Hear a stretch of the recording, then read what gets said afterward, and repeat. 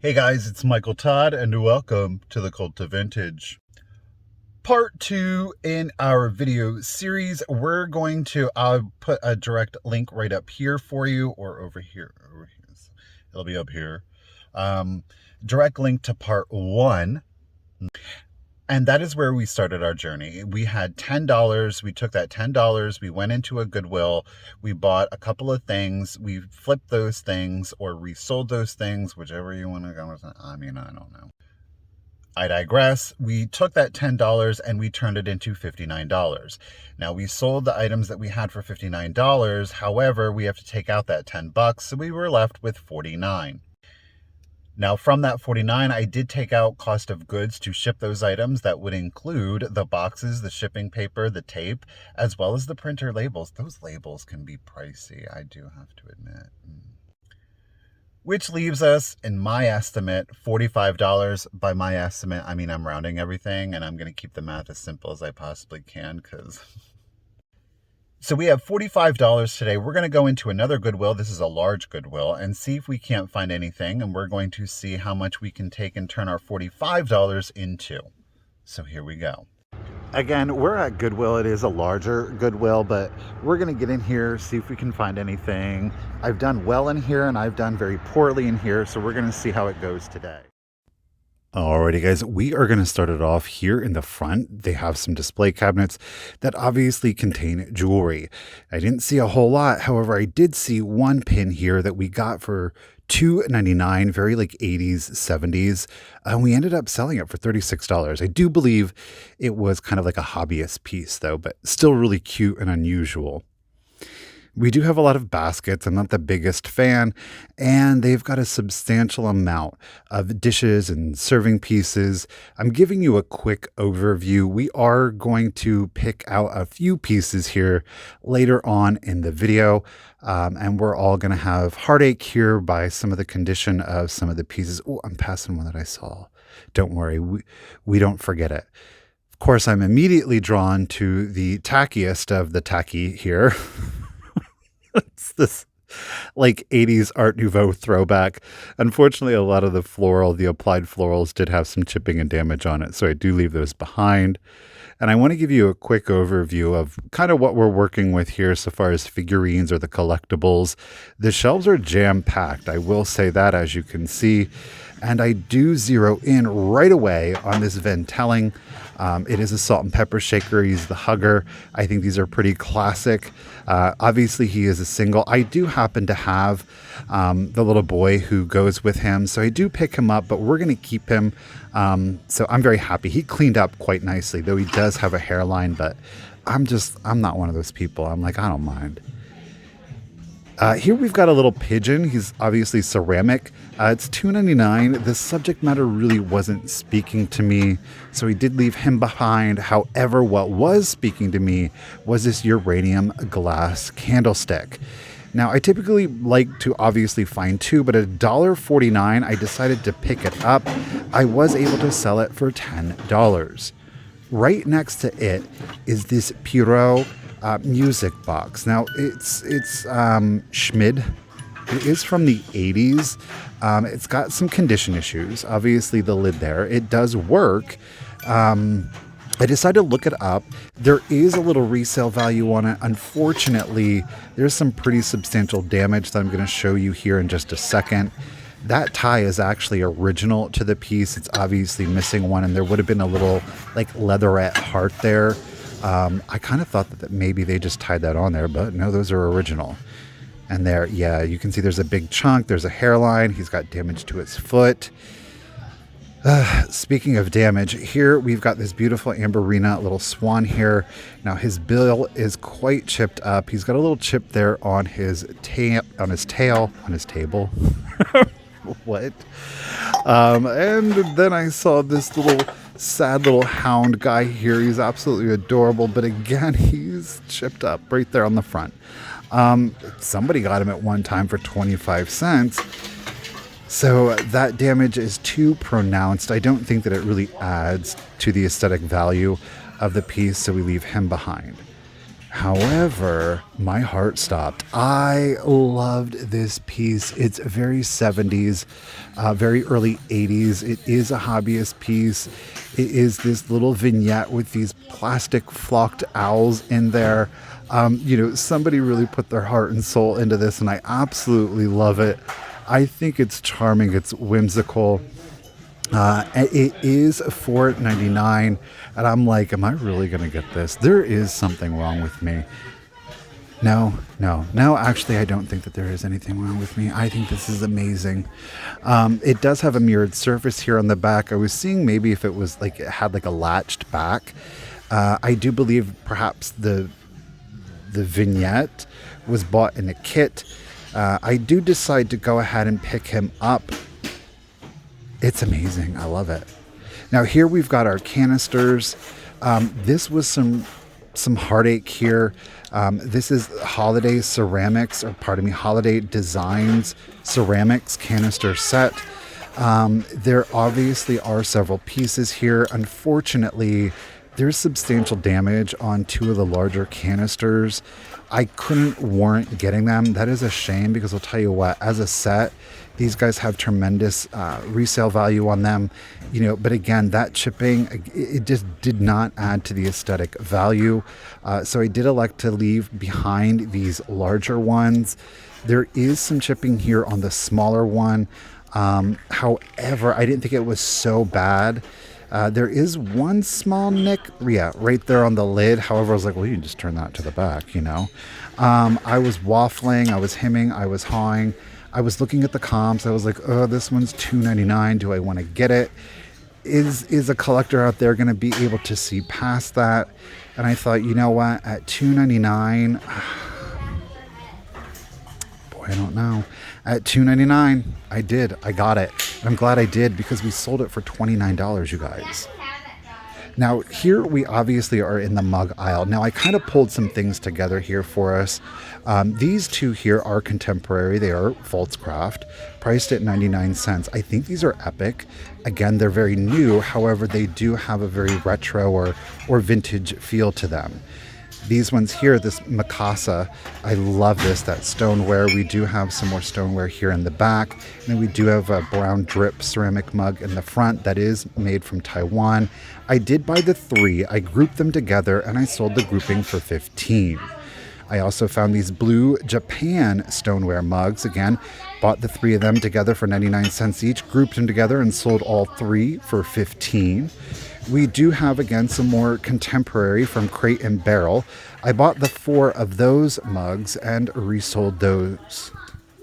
And I apologize. I bought the Crate and Barrel for $6, and we got $20 out of those. So I did decide to go ahead and leave the Voltscraft behind. I really wasn't seeing a whole lot of good comps on those, so those stayed on the shelves. Now, here we have some Pyrex. This is the blue onion pattern. It is not a very common pattern. However, I will say when I ran the comps, the value just wasn't there. And I thought, you know what, we've got enough mugs, because I did decide to go ahead and get this artisan mug. I thought it was cool. It was super mod. It was $1.50, and we did resell this one by itself for $10. Sweet pickles. You guys, I forgot this book set even existed until I saw. Look at that graphic. Oh my gosh, I love that graphic on the back. That is just childhood memories. I want to frame that. Isn't that amazing? I love it. We're not selling it. No, we're not. And here we are in the Christmas aisle. I really was hoping against hope to find some Christmas. This little guy here with his giant red nose, he is a ceramic figurine, but again, more contemporary. Again, we've got some more mugs here. They're very seasonal. Now, so far as like the decor items, the figurines, those I will pick up year round. I would caution against some of the serving pieces and selling the Christmas or the holiday serving pieces outside of the holiday season. There just isn't that kind of demand. They will sell during the holiday season, but that's several months away, and I just don't have the space to hold on to a lot of Christmas stuff. So unless it's really that good Christmas, you know what I'm saying? And then lo and behold, something random, Down here in the Christmas aisle, he's totally not Christmas. He's this stocking doll. He's a jogger. And I was like, what? This is so weird. What? I had to open it. We're going to investigate in here. And man, am I glad I did. Look at that. He's like, oh my God. That one eye open, the one eye closed. He's got some little black rice back here in the back to kind of help weigh him down. I love the little towel. I love the little towel and the little knapsack. And at $1.99, I did get him, and we were able to resell him for $15. Here's another part of the holiday design. This one really broke my heart, you guys. They had it priced at $5. There was just chips everywhere. There was no hiding it. And again, like the canister sets, it's just one of those things where sometimes, interestingly enough, I think some damage chipping can add to the aesthetic value, but on a serving piece, for me, it just doesn't. I absolutely loved this pansy canister. It is ceramic. It's unmarked. I love how bright and colorful it is. Perfect for the spring season. Unfortunately, there was a pretty substantial hairline running throughout from top to bottom, so we had to leave that one behind. I loved the design on these. They are Johnson Brothers English. 99 cents per bowl. I think that's a great deal. I was looking at a lot of servingware at this point. So, you know, it can be tricky. The servingware can be tricky. Sometimes if you find some exceptional pieces, people snap them up. But kind of like even the standard fare, it can be a hard sell. So I did decide to leave those behind. Now, I did find these, and I do believe they are Indiana glass. They obviously are an amber glass made to mimic or look like a sunflower. They are obviously a taper candle holder. They were priced at $1.49 each, $3 total. We resold them for $26. Here is a quick overview of our basket so far. We're definitely making some great progress. And then I spotted some Fireking. Sure did. We have a 1.5 quart Fireking casserole dish, or serving dish if you would prefer. They had it priced at 99 cents, so I thought, heck yeah, I am. However, I did only sell it for $10 because I want to get this stuff and get rid of it, right? We've got some Corelle, the butterfly, or the gold butterfly harvest. Again, I love this. It's so nostalgic to me. It is my favorite pattern. And you know what? At $1.50, we definitely picked it up. Glad we did. We resold it for $15. Here we've got a more contemporary piece. However, that transfer image, I absolutely love it. That magnolia. It was, I think, fairly priced, especially for somebody that was going to collect it. Resale value, it just wasn't there. Next up, clear glass, and this clear glass happened to be Fenton. And you know what? At $1.99, we got it and resold it for $36. That was a good pick. This one I did leave behind. Now, I'm into the weird, but this is like bordering on the uncomfortably weird. Left it. Look at that. We found 2 more stocking dolls. We've got the baker's wife here, and we've got the flower girl at $1.99 each. We did sell these 2 ladies for $15 each. Look at her. She's darling. Here is our cart, you guys. You know what? For $42, I think we got quite a few things. I hope that you guys agree. Stay tuned here towards the end. We're about to wrap it up. A lot of goodies. I'm excited about it. You guys are going to find the total here in just a few minutes. All right, guys, I'll see you outside. Well, how much do you think we spent? I've got the receipt here. So we've got our... Did we go over it? Because, I mean, we got a lot of stuff. No, we did not. We actually have... Let's keep it easy for Michael. We still have $3 to spend. That was insane. Look at all of the goodness. That's right, guys. Only $41.62. Let's call it 42. This is going to be a long video. I can already tell. I'm going to try to keep the follow up, how much everything's sold for, as short as possible. I think I'm going to do a quick rundown for you guys, and that way you can see what the profit is. And we're going to see what we've turned our $42 into so far as profit. I think what we'll do is we'll bank the $3, so that way we'll be able to tack it on the next time. So guys, that's going to wrap it up for now, and I'll see you in just a couple of seconds. Nearly a week later for me. Alrighty guys, we are back and I've got the final calculations. However, before we get into that, there's a couple of things that I would like to talk about. Specifically, there were some really valid, good points that I think that were made in the comment section of the last video, and I would love to be able to respond to those. All right, first up were the fees. Now, here's the deal. A lot of you may, or maybe some of you don't know, that anytime that anybody sells on eBay, they actually are paying a percentage of that sale on top of shipping, might I add, to eBay. However, because of the way that I have chosen to sell via YouTube Live, I'm not paying that percentage. However, I do still pay a percent to PayPal for utilizing their service. For the sake of simplicity, we're just going to call it 4%. Now, in today's video at the end, you saw that we didn't actually spend our entire $45. And again, to keep things simple for my tiny little brain, we're rounding it. So rather than banking that $3, we're going to take that $3 and turn that into fees. Does that make sense? So we only had $42 to spend, and we spent that $42 because I did not initially take out that 4% fee. So now that we addressed that part, the second one is, and I think that it's a very valid point, is that the idea or the concept of, you know, like the bath sign or the children's books, that I was able to sell them and sell them so quickly by virtue of utilizing social media to sell. And I would say, yeah, that's true. The idea or the concept behind this video, it's not going to be perfect. And could you make a very valid argument that I'm only able to sell those things so quickly because of having the YouTube channel? Yeah, I agree. I'm not going to disagree with that at all, actually. That said, for the idea or the concept of the video, I kind of think it actually is going to work to our advantage by kind of seeing what things people may or may not buy and the cost that they're going to buy them for. I think today's video is a great example of, just because I have social media doesn't necessarily mean I'm always going to get top dollar for certain things.